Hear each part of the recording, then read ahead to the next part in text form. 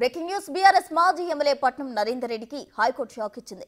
లగచర్లలో collector అధికారులపై దాడి ఘటన వ్యవహారంలో తనపై నమోదైన కేసులను కొట్టేయాలని క్వాష్ పిటిషన్ వేశారు. దాడి ఘటనకు సంబంధించి తనపై అన్యాయంగా కేసులు నమోదు చేశారని, వాటిని కొట్టేయాలని పట్నం నరేందర్ రెడ్డి క్వాష్ పిటిషన్ వేశారు. ఇరువైపుల వాదనలు విన్న కోర్టు క్వాష్ పిటిషన్ తిరస్కరించింది.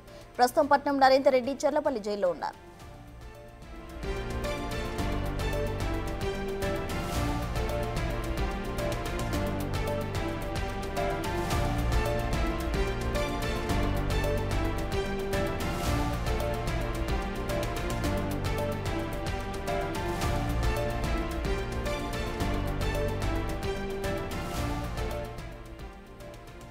బీఆర్ఎస్ మాజీ ఎమ్మెల్యే పట్నం నరేందర్ రెడ్డికి హైకోర్టు షాక్ ఇచ్చింది. లగచర్ల ఘటనకు సంబంధించి వేసిన క్వాష్ పిటిషన్ హైకోర్టు కొట్టేసింది.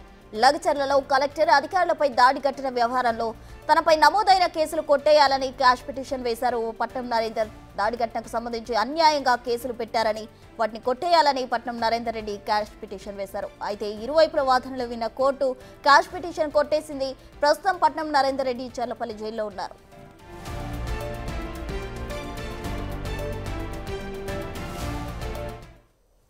లగచర్ల ఘటనకు సంబంధించి పట్నం నరేందర్ రెడ్డికి హైకోర్టు షాక్ ఇచ్చింది. దీనికి సంబంధించి పూర్తి వివరాలు మా ప్రతినిధి సురేష్ అందిస్తారు. సురేష్,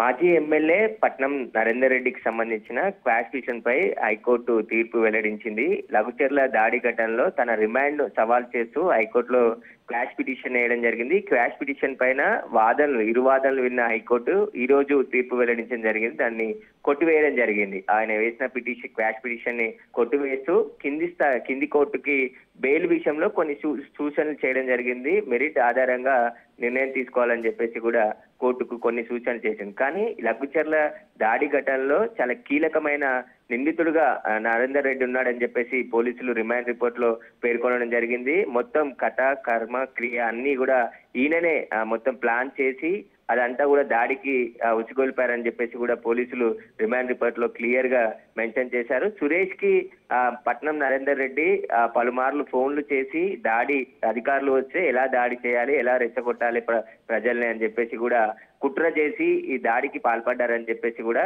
పోలీసులు వివిధ సెక్షన్ల కింద పట్నం నరేందర్ రెడ్డిపై కేసు నమోదు చేసి ఆయనను అరెస్ట్ చేసి రిమాండ్ కి తరలించడం జరిగింది.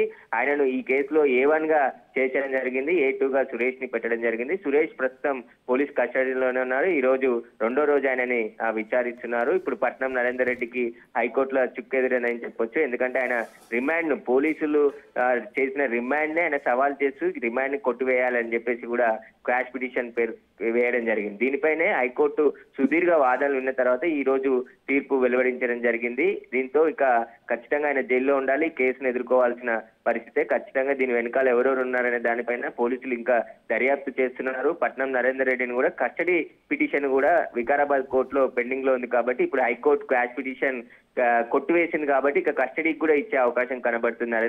నరేందర్ రెడ్డిని కస్టడీకి తీసుకొని విచారిస్తే అనేక విషయాలు ఈ కేసులో బయటికి వచ్చే అవకాశం కనబడుతుంది.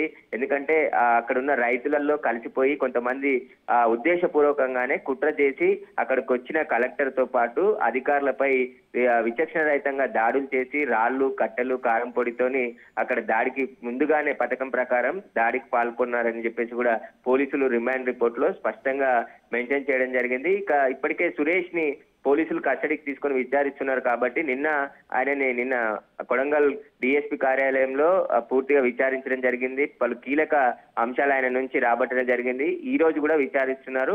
సురేష్ ఇచ్చే స్టేట్మెంట్ ఆధారంగా పట్నం నరేందర్ రెడ్డిని కస్టడీకి తీసుకొని ఒకవేళ కోర్టు అనుమతిస్తే కస్టడీకి తీసుకొని ఖచ్చితంగా విచారించి కేసులో కుట్ర కోణాన్ని బయటికి తీసే ప్రయత్నం ఒకవైపు పోలీసులు చేస్తున్నారు. ఇప్పటికే వికారాబాద్ ఎస్పీ దీనికి సంబంధించి స్పెషల్ టీం ఏర్పాటు చేసి పూర్తిగా ఈ కుట్ర కోణాన్ని సంబంధించిన ఇన్వెస్టిగేషన్ చేయడం జరిగింది, చేస్తున్నారు ప్రస్తుతం. ఇంకా ఇప్పుడు అయితే పట్నం నరేందర్ రెడ్డి ప్రస్తుతం చర్లపల్లి జైల్లో ఉన్నాడు.